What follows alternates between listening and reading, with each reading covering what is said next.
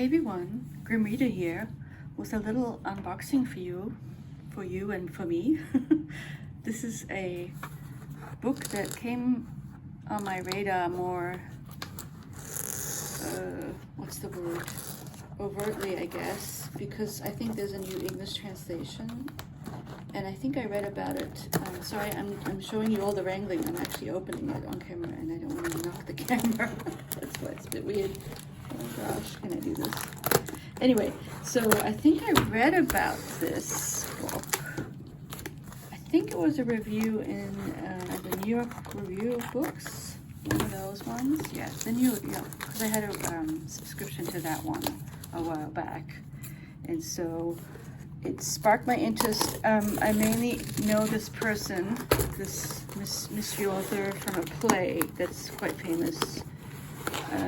But actually I don't, have I read that play? I know of it and I know kind of what it's about, but this is prose, more of a prose, in case you haven't noticed. I'm just gonna do the best I can here. I'm not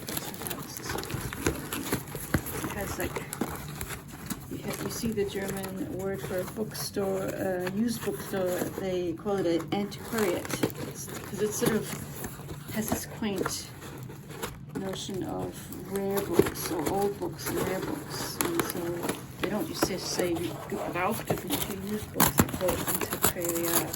Here we go, I think we're getting there. It's so exciting. Yes. So it's kind of in its own little pocket thingy. It's a big one. That's all I seem to be getting into these days. Oh gosh, let's see if I can just wreck the book. I see feet. Oh gosh. And I know there's some little extra thing in here that,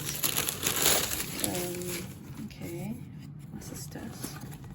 Bücherwissen. Oh, this is so cool. It's vocab about books in German. I could almost use this for teaching. And there's a little extra thing. I don't know what that is. And here's the book. It's Peter Weiss, the Aesthetic of Resistance. And this is a used copy, but it's in pretty good condition. No one has marked it up. And there is the author himself. And this is another chunkster. Something about Ulysses here. We say Ulysses and not just to sort of signify how the level of greatness the Weiss epic has, but because we believe that it's kind of a Gegenentwurf, a counter design to the Joycean compendium. Interesting. So anyway, another great book for me to read, which will take me forever. Look at this tiny German font. Yeah, that's fine. I can handle it though. It's not that bad. It's just there's not a lot of white on these pages. It's thickly. This must be a different part of it. One. So what's one? What is that one of? The second volume. Oh gosh. Yeah, I think this is another one, just like Anniversaries, it sometimes gets printed not all in one. You know, I have it all in one here, which is cool. And yeah, this will be another slow read, just like the Miss Macintosh. And here's the little extra thing that came with it. This is one of those things where the price was pretty good, but then they did sort of talk to the people in Germany, and I think that something has happened with the postage rates, and they came back saying, oh, sorry, it's going to be a little bit more. Are you okay with that? Which is a little sneaky of them, because of course most people are going to be like, sure, I still want the book, so sure, I'll pay a little bit more for it. I think altogether it was still not too bad. I don't know how much I paid. I don't remember. I think it was under 50, but not by much. You know, it's a secondary book. Anyway, and then so this is a journal from 1981, Filmkritik, and it has texts, films and texts by Peter Weiss. So this is sort of his 5 Filme von Peter Weiss. So he made movies too, I guess. Oh, interesting. Studie 1, Harun Farocki, yeah, I know him a little bit. Avant-garde film. Oh, he wrote a book called Avant-garde Film.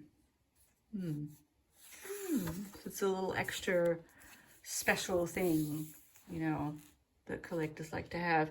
And then this is something, I think they just put this in here. This is some kind of, oh, it's a little ad.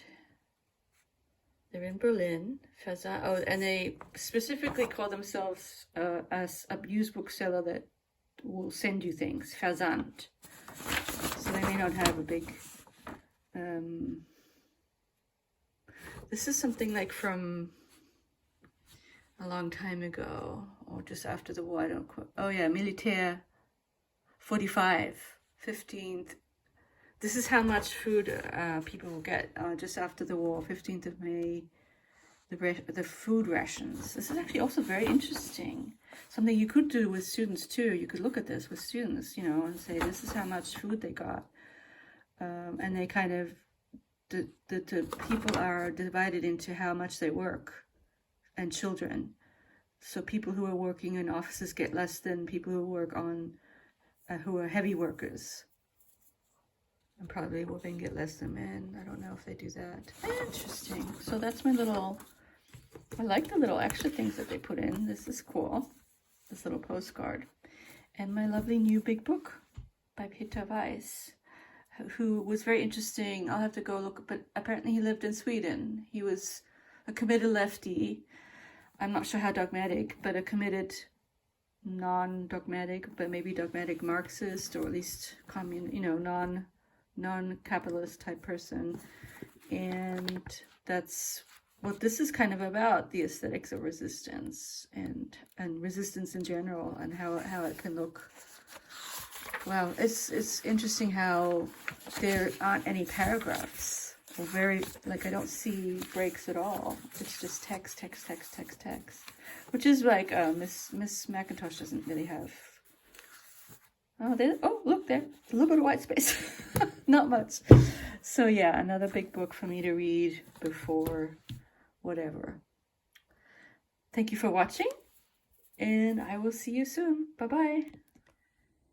So just a little addendum to this piece of paper that they put in there, and they say that they have the original of this piece of paper, and actually, just to give you a little bit more detail on what it is, it's so right after the surrendering of the German Wehrmacht, 8th of May, 1945, the Soviet occupying army power had to figure out how to feed the Berlin population.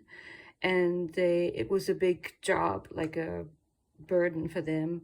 And so this is called a legendary sort of pamphlet that they put out in order to also just kind of calm the people down. And they kind of go through and divvy up the rations in terms of people who work hard, people who work in health damaging industries, workers that don't work hard, like not construction, and then sort of office workers, children, and then number 5 is people who don't work, family members who don't work, and the rest of the population. I don't exactly know what mit heißer Nadel gestrickt, maybe just quickly, very quickly, and it was meant to calm the population down, because many of the promised rations the Soviet military administration could not make available. And it says here, the Berliners still had to survive a few hunger years. And this pamphlet also was used to set up the grocery cards, the ration cards that were handed out. And it was done by the city administration of Berlin. And it's the Soviets doing this for all of Berlin, and this is kind of interesting because this is right at the end of the war, so the other people weren't really there yet. And it says here, this administration Magistrat was